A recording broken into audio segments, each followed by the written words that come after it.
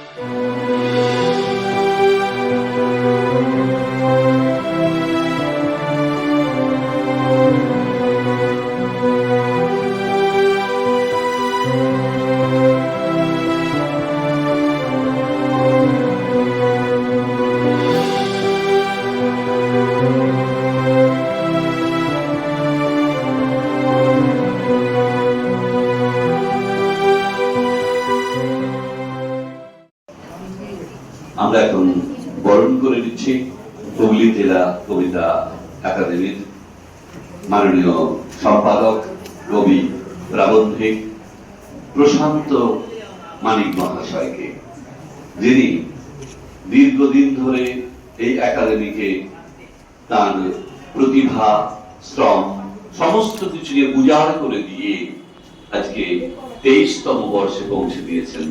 সেই বিশিষ্ট সাহিত্য ব্যক্তিত্বকে আমরা শ্রদ্ধা জানাই, আমরা সম্মান জানাই এবং আমাদের অন্তরের ভালোবাসা জানাই।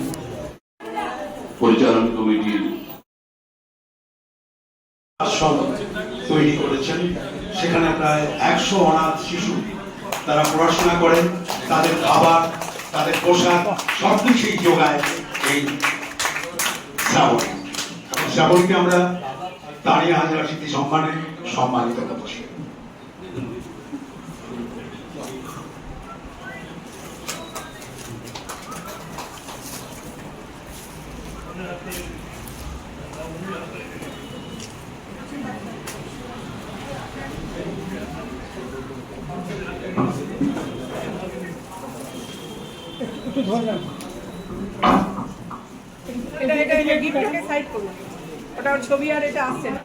আমাদের সাংবাদিক বন্ধু শতরূপকে বরণ করে নিচ্ছি।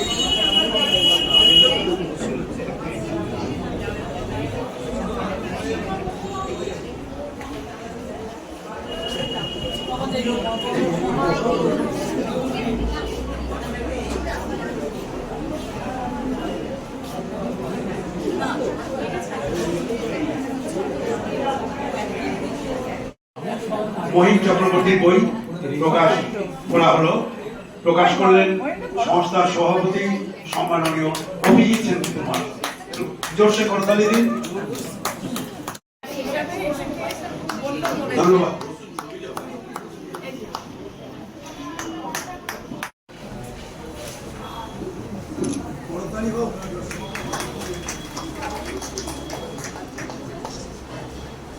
অনেক অনেক ধন্যবাদ।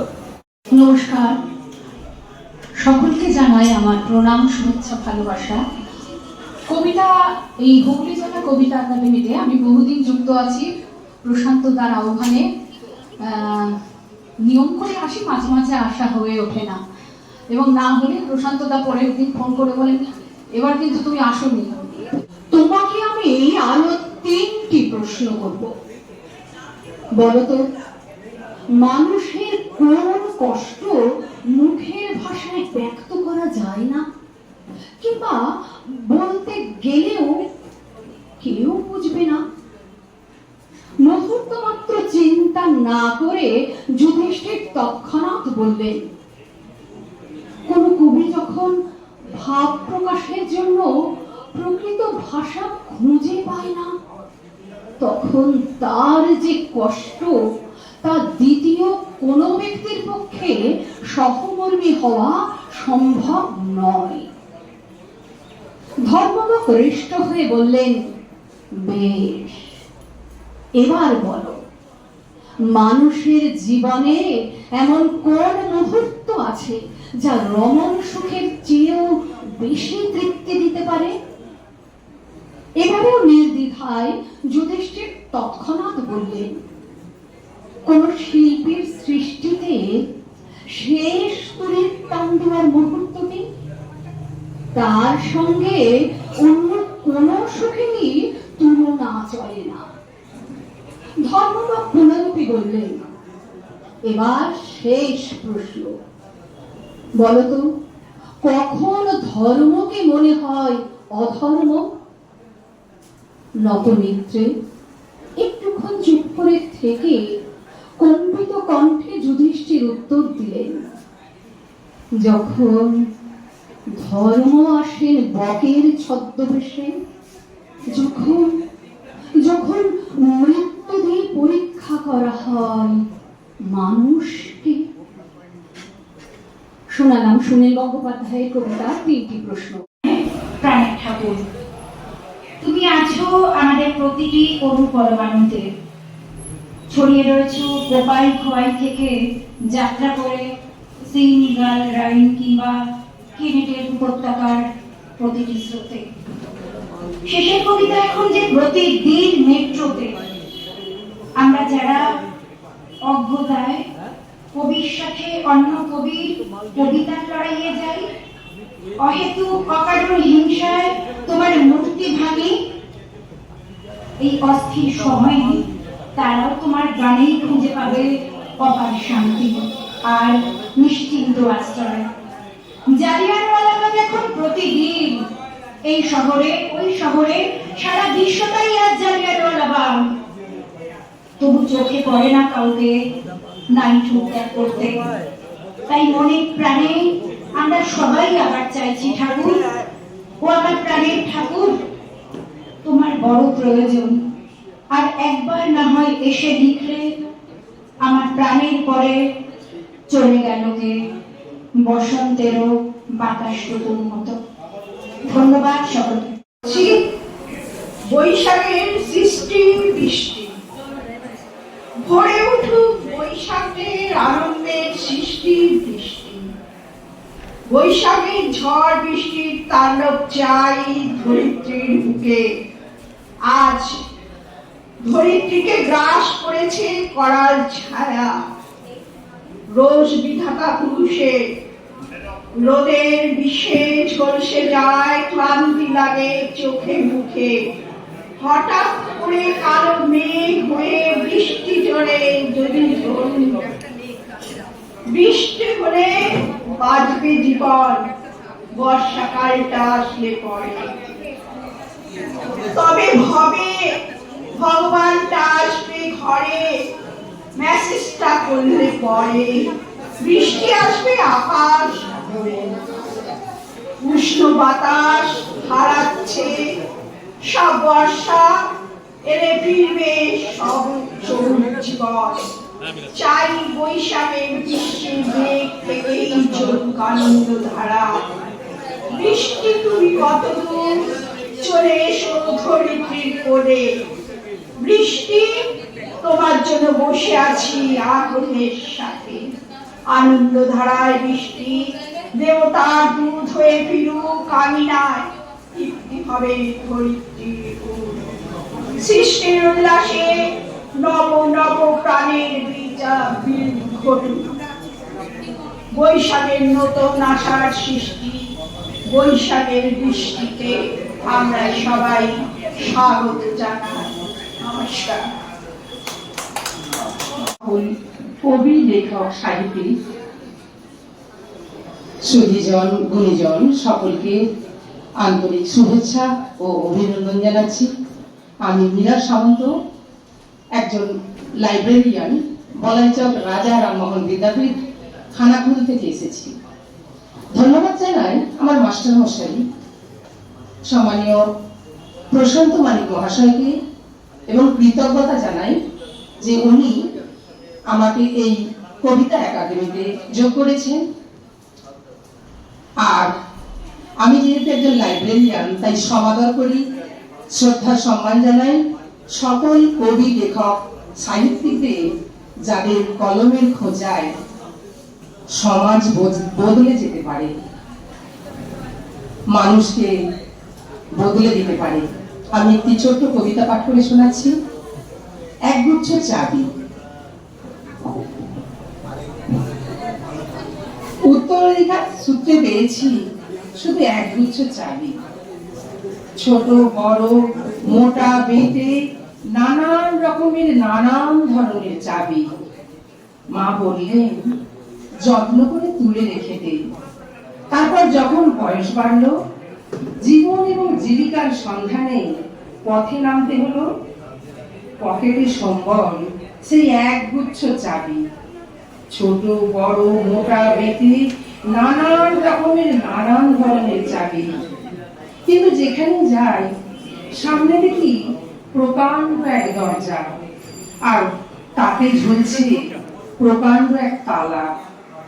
পকেট থেকে চাবির গুচ্ছ বের করে এ চাবি সে চাবি ঘোরাই ফেরাই, লাগে না, খোলে না। শান্ত হয়ে ঘরে ফিরি। মা দেখেন আর হাসেন আর বলেন, ওরে তোর বাবার হাতে ওই চাবি দিয়ে ওই দরজাগুলো খোলেনি? শুনেছি নাকি তার বাবার হাতে খুলতো। আসল কথাটা কি জানিস? ওইসব চাবিগুলো সততার, সত্যের, যুক্তির, নিষ্ঠার। আজকাল ওই চাবি দিয়ে এসব দরজা খুলে না। তবু তুই ফেলে দিস না, যত্ন করে খুলে রেখে দিস। তুই যখন চলে যাবি তোর সন্তানদের হাতে দিয়ে যাস ওই সব চাবির গুচ্ছ। হয়তো তাদের হাতে, হয়তো কেন, নিশ্চয়ই তাদের হাতে একদিন ওই সব সততার, সত্যের, যুক্তির, নিষ্ঠার চাবি দিয়ে জীবনের বন্ধ দরজাগুলো খুলে যাবে, খুলে যাবে। নমস্কার। শিল্পী সলিল চৌধুরীর একটি বিখ্যাত কবিতা উনি পাঠ করলেন, এবং কবিতাটির মধ্যে যে আত্মপ্রত্যয় এবং আত্মবিশ্বাস আছে, সেই আত্মপ্রত্যয় এবং আত্মবিশ্বাস নিয়েই আমরা পথ চলব। সততা, নিষ্ঠা, আদর্শ এগুলো একদিন না একদিন সমাজের সমস্ত বন্ধ দরজাকে খুলে দেবে, খুলে দেবেই। গেরুয়া বাসন পরে মন্দিরের সিঁড়ি মুছছিল। এত মন দিয়ে আমি কাউকে সিঁড়ি মুছতে দেখিনি। এত ভালোবাসা দিয়ে আমি কাউকে সিঁড়ি থেকে ধুলো তুলতে দেখিনি। সিঁড়ি নয়, যেন জননীর ত্বক থেকে ধুলো তুলছিল। এভাবে কেউ সিঁড়ি থেকে ধুলো মুছতে পারে এ আমি কোথাও দেখিনি। স্থিতপঙ্গ মহারাজকে জিজ্ঞাসা করলাম, মহারাজ এই ছেলে দুটিকে? মহারাজ মৃদু হেসে বললেন, একজন নিউক্লিয়ার ফিজিসিস্ট, একজন IBM এর 6 লাখ টাকার চাকরি ছেড়ে এখানে এসেছে, সিঁড়ি ধুতে এসেছে। যে সিঁড়ি দিয়ে মানুষ উপরে ওঠে তা যেন পরিষ্কার হয়। মহারাজ চলে গেছেন। সন্ধ্যা নেমে আসছে গঙ্গায়। আমার ভেতরেও নামছে সন্ধ্যা। সারা পৃথিবীতে এত সিঁড়ি, সিঁড়িতে সিঁড়িতে এত দাগ, এত ক্রোধ, এত অপমান। আরতি শুরুর আগে মনে হলো যে সিঁড়ি মুছতে পারে না, সে কোনোদিন মানুষের চোখের জল মুছতে পারবে না। নমস্কার।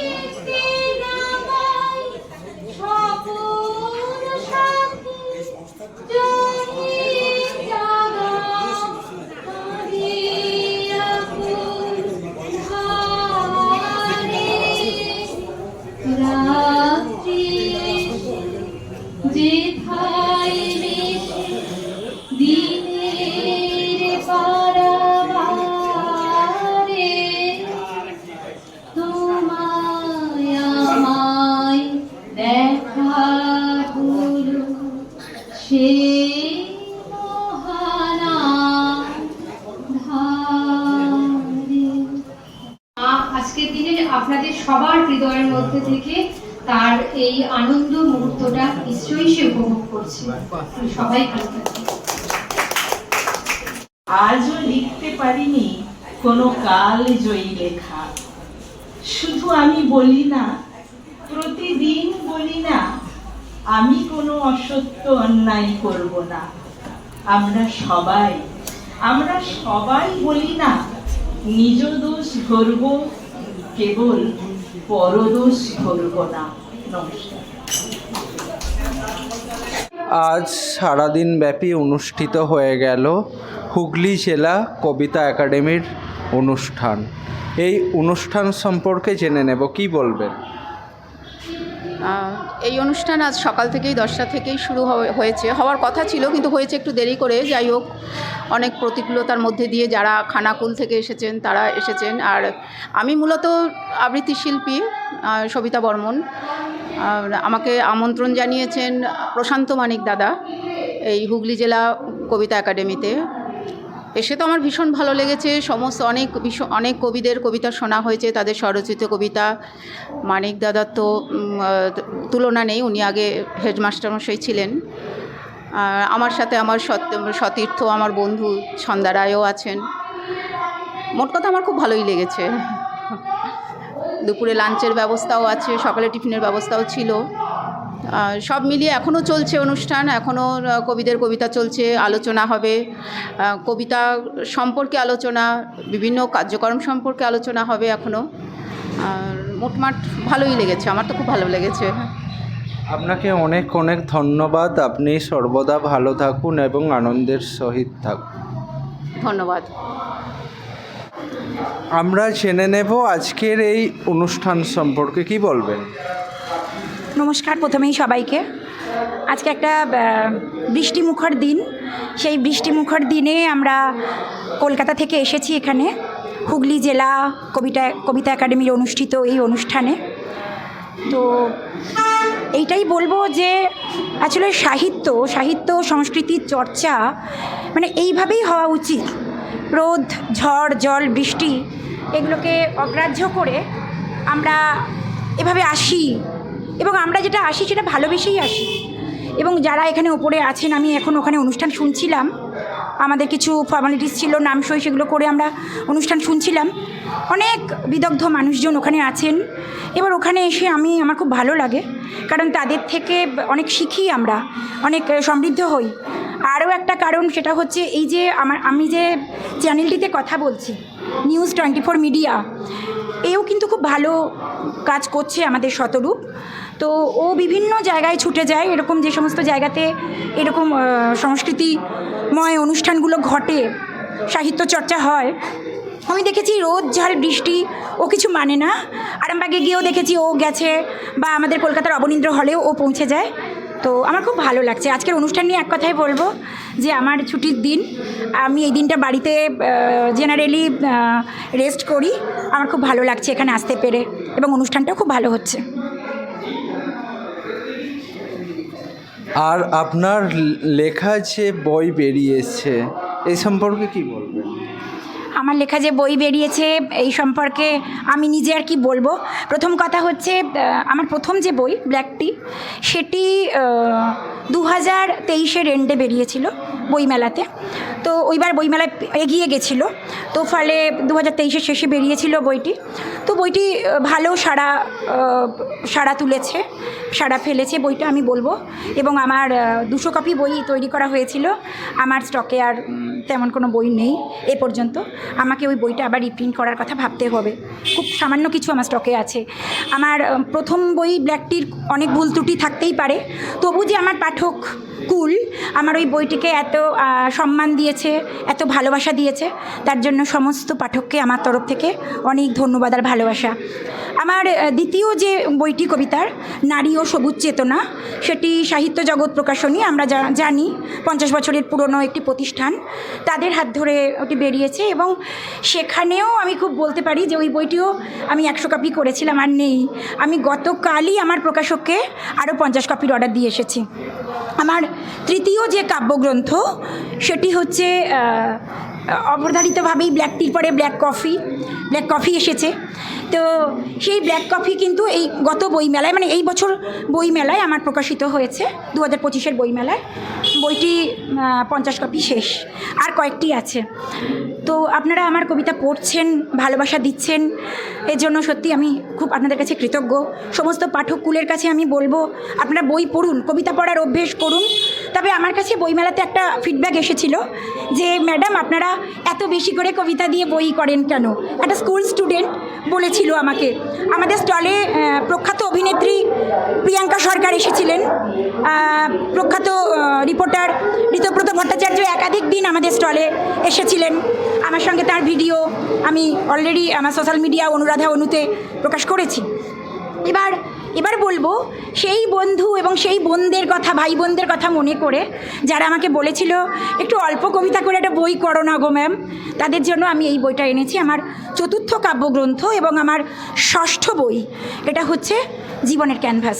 খুব পাতলা, খুব ছোট, কিন্তু সলিড, অনেকগুলো কবিতা আছে। তো আমি সবাইকে রিকোয়েস্ট করব, সবাইকে অনুরোধ করব যে এই বইটা আপনারা সংগ্রহ করুন। আর আজকে আপনাদের এখানে এই হুগলি জেলা কবিতা একাডেমির এই মঞ্চে আমি শতরূপের হাতে আনুষ্ঠানিকভাবে এই বইগুলো কিন্তু এখন আমি দিয়ে দেবো, কেন ও খুব আমার কবিতার গুণমুগ্ধ, আমি জানি। তো এটা আমি ওকে এখনই দিয়ে দিলাম।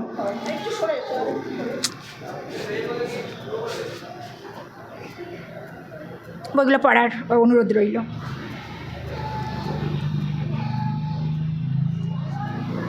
অনেক অনেক ধন্যবাদ। সর্বদা ভালো থাকুন, এগিয়ে চলুন এবং আনন্দের সহিত বাঁচুন সবসময়। আমারও অনেক ধন্যবাদ রইল শতরূপের এই চলার পথকে, যেভাবে ও এগিয়ে চলেছে এবং ও খুব ভালো কাজ করছে।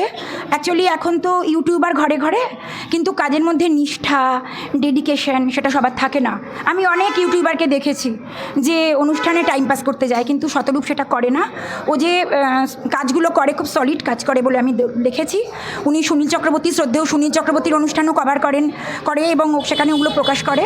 তো শতরূপের এই নিউজ 24 মিডিয়াকে আমার তরফ থেকে অনেক অনেক শুভেচ্ছা আর অনেক ভালোবাসা জানালাম। ধন্যবাদ সকলকে। হুগলি জেলা কবিতা একাডেমি 23তম বর্ষে পদার্পণ করেছে। এই এক মিলন মেলা, কবি এবং বাচিক চর্চাকারী যারা আছেন, কবি, সাহিত্যিক, আবৃত্তি শিল্পীরা সকলে এসেছেন। সকাল 10টা থেকে শুরু হয়েছে, এখন চলবে 5টা পর্যন্ত।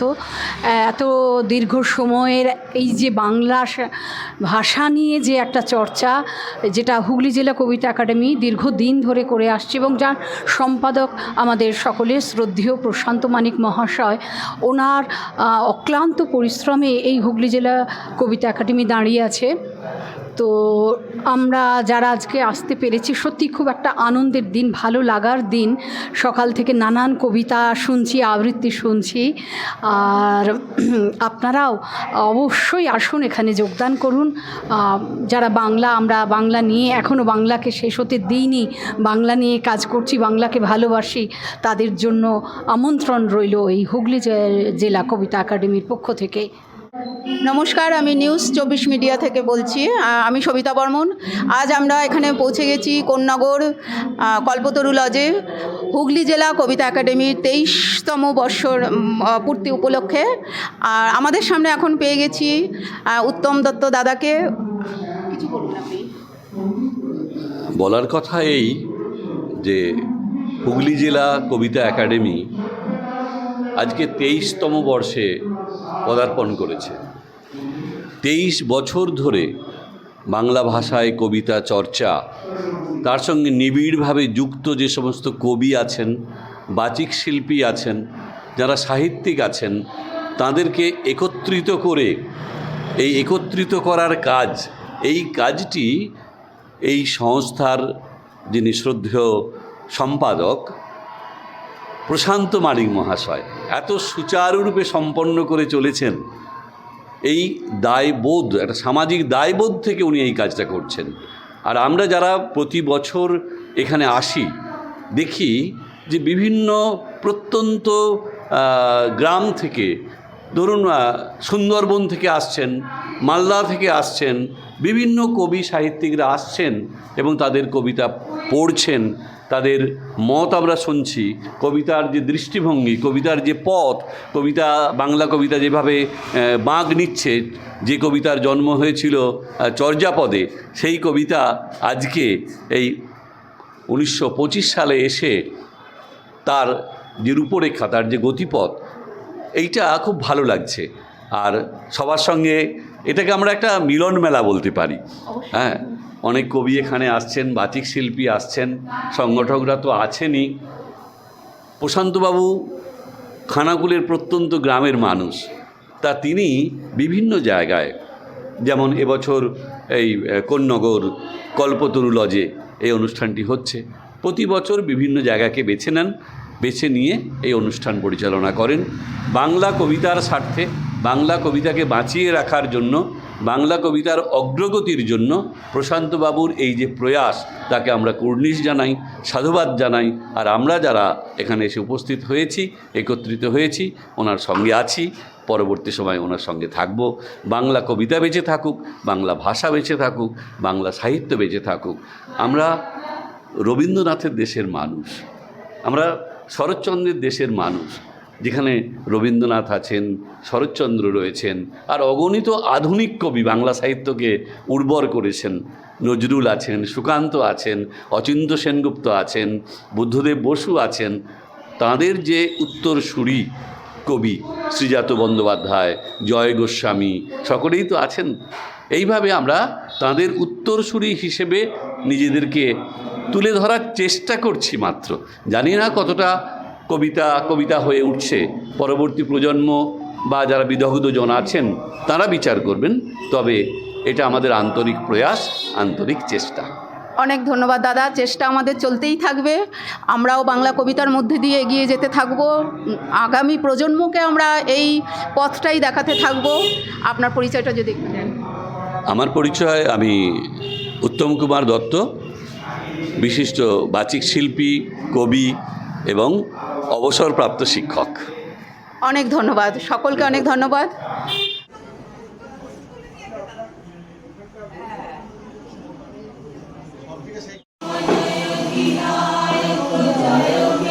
ভাব